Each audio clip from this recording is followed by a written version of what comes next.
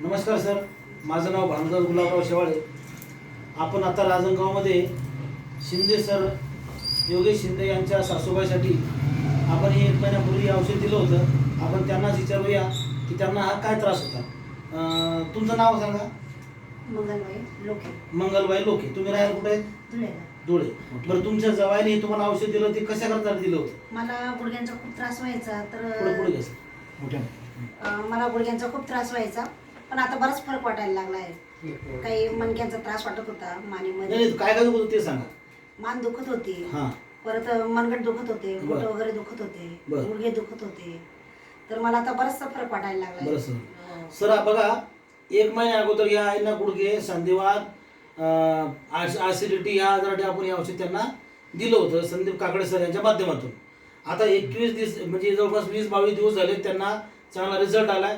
तर तुम्ही हे लोकांना काय सांगू शकता?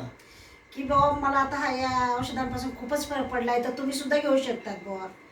याची मी जाहिरात करू शकतो. जाहिरात करू शकतो. जाहिरात करू शकतो. बघा सर, समर्थ सक्सेस लाईफ, सक्सेस आर्थो आणि विटामिन पावडर यांना आपण दिलं होतं, त्यांना 100% फरक पडलाय.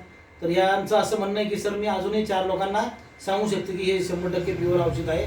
त्यांनी दवाखाने किती वेळेस केले तुम्ही?